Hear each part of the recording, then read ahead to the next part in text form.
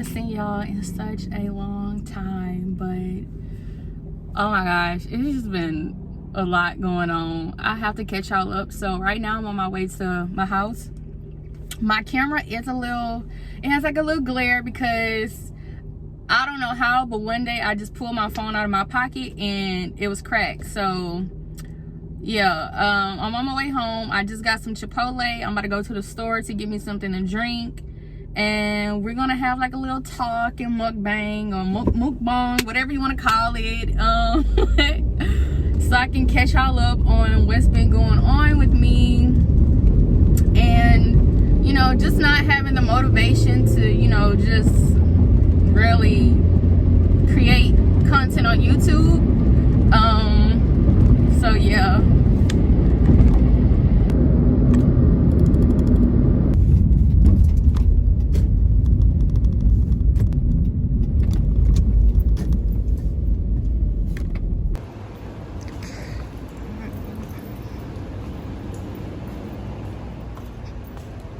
I think I'm going to get Arizona tea.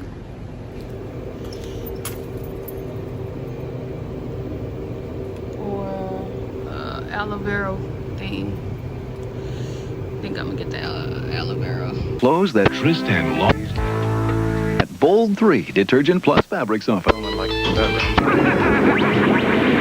Spray. Relief. You two take care of labor. I'll give you trouble. Pop your piece around the track if you get nails and more nails.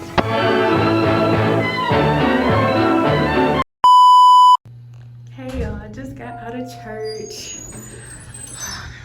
I am so just, oh my gosh. Church was really good today. Really amazing. I got prayed over, and now I'm about to probably go home or do something so I can get me something to eat. Today was an amazing day though. Like, I'm using my back camera for the first time. It feels really weird. I just came from Kroger's because I was craving like some sushi rolls and noodles, so that's what I went and got. But yeah, I was supposed to finish recording yesterday, and I was gonna do like a little Chipotle mukbang, but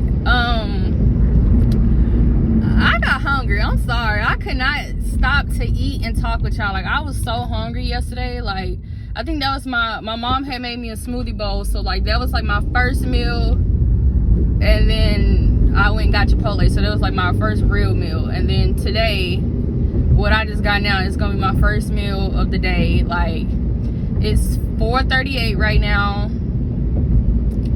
and I feel a little drained, just probably because I haven't eaten anything. So I guess you could like say I'm fasting in a way. Like, I don't think I'm not doing it intentionally, but like, I guess that's what's happening, like a little intermittent fast or whatever. But yeah, and I'm not trying to make this vlog boring or anything. I just, you know, I really would like to start treating it like I'm on FaceTime with y'all or something. And you know, in those quiet moments, like you have quiet moments on FaceTime, so I don't think that every moment has to be filled with words. Like, you can leave some silence for, you know, a good minute. So yeah.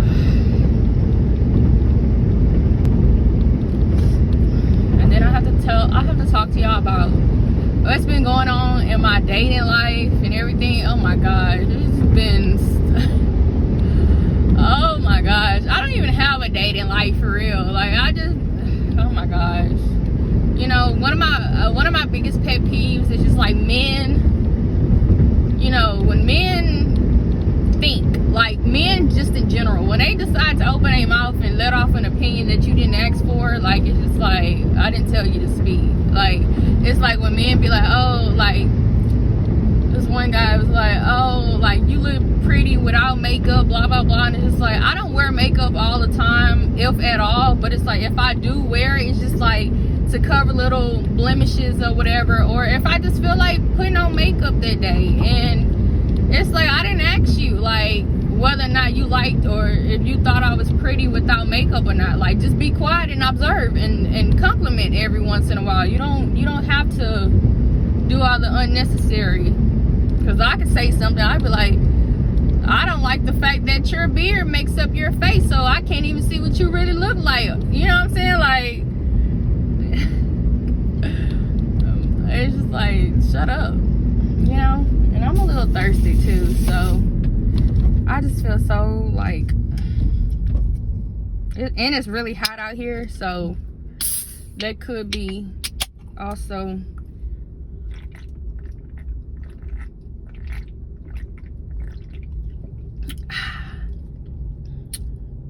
Just like Kendall when she gave that girl that Pepsi to end racism.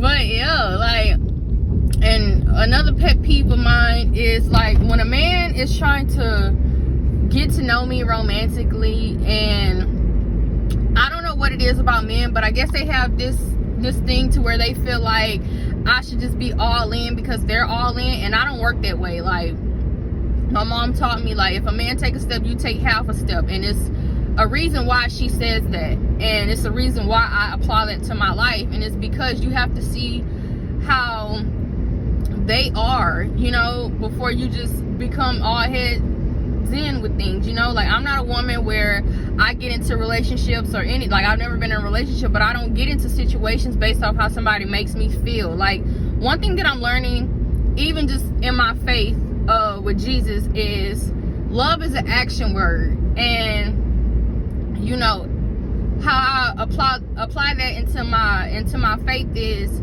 every day I don't feel like praying, every day I don't feel like Bible studying, every day I don't feel like, you know, just having a one-on-one with God. But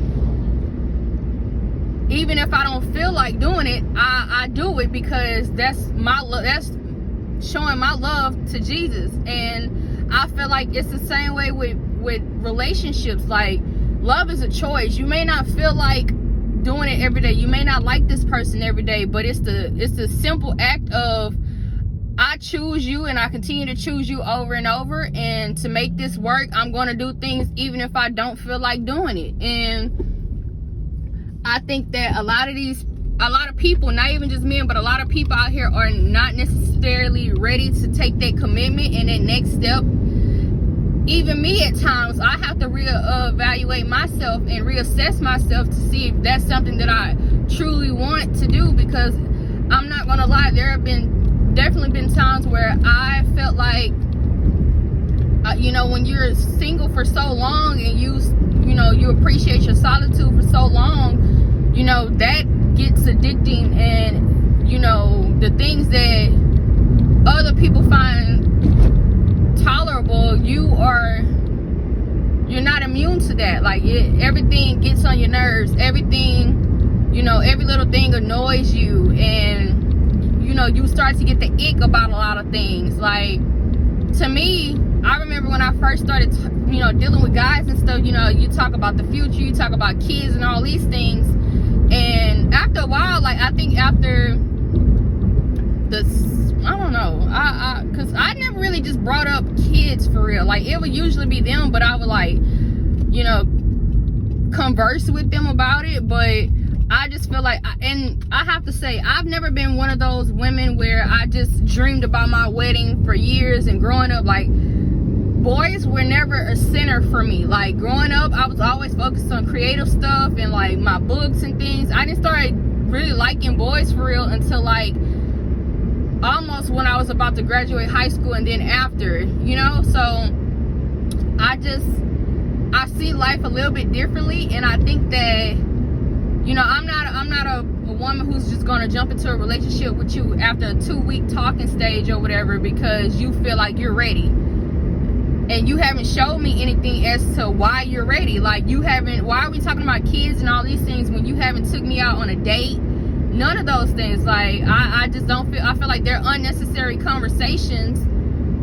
And I'm not gonna be a woman who's just gonna be chilling in the house all day. Like, I'm an extreme homebody. I chill in the house enough. So it's like I want to do fun kid stuff. Like, I like arts and crafts stuff. I like connecting with my inner child. So we can go laser tag, arcade, like museums. I love books. So let's just do pottery classes, all these things. Like, and I started to realize a lot of the guys that I attract, like, are not really my type. Like, I'm not into hood guys. I'm not into I'm not into short men. And that's just my personal preference. I think I'm shallow about that. I mean, it is what it is. I have nobody's gonna make me feel bad for my preferences. I have dated, like, not every guy that I've talked to has been over 6 foot, but I just don't want to talk to a guy who's 5'7", 5'8", 5'9" is probably like the shortest I'll go, because it's just like, I gotta think about my future kids. If I'm really thinking about kids with you, I have to think about them. Like, they need some advantages, and you know, I don't care who feel away. I mean, more power to you if you short, but you know, there's somebody out here for everybody. And I really hate the fact that people will try to make you feel bad about your dating options and choices. You get what I'm saying? Like, I can't stand a man who's always like, oh, I'm a good man, and it's just like, they think because they're a good man that they're a good man for every woman that they encounter, and that's not the case at all. Like, not the case. So yeah, like, I just feel like men, I don't know, I feel like men know who to play with and who not to play with, and I'm just not one of them. Like, so it's like, I pray that prayer, like, Lord, please remove him from my life. And I think now I've gotten more comfortable with saying that prayer, because I know that if I am fearful of saying that prayer, that just means that I don't trust what God has for me. Like, I don't trust that I have something better coming along. And, you know, even with the guy that I had cut off because he didn't meet my standards, like, I found myself scared to say that prayer. I found myself scared to leave the situation just from people pleasing, because it's always this thing of, oh, I don't want to hurt their feelings, but it's just like, they're gonna feel away regardless. So do it. I'd rather cut it off now than to drag it along and I hurt you later on down the line. Like, I feel like it's your life, it's my life. I have to be really okay with the decisions that I make now that are going to affect me later on in life. So if that means that you don't fit into what I see in my life, then so be it. Like, I have a dream, not no dream man, but like, I have a specific type of partner and how I want my life to look. And I don't want to, I've never been one of those women who glamorize like hood niggas and, you know, the hood lifestyle, because I grew up in that, you know, and that's not, it's actually pretty scary. So it's just like, I don't want to be with a man who glamorizes that either. I don't want to be with a man who I can't pray with, who I can't do Bible study with, who I can't, you know, who I feel like if we're together, you need to draw me closer to God and vice versa. Like, all of that, I don't go to church. Not like, I feel like it's important to me. Like, you don't, and I understand people go through church hurt, so it's not like a thing where it's like, you need to come to church with me, but it's just like, if you're open, it's like, you may not go to church, but you're open-minded to coming with me. And then along the lines, it's kind of like, you start to have your own encounter with God, and that makes you want to go for yourself now at this point. So it's just like, yeah. And then I'm realizing, like, I really like the friendship benefit, the friendship aspect before romance. Like, a lot of people don't understand it. It's not for a lot of people to understand, but yo, let me get my behind, because I'm trying to learn how to stop cursing. So I'm gonna get my behind out of this car, and then I'm gonna go in the house and make my food. So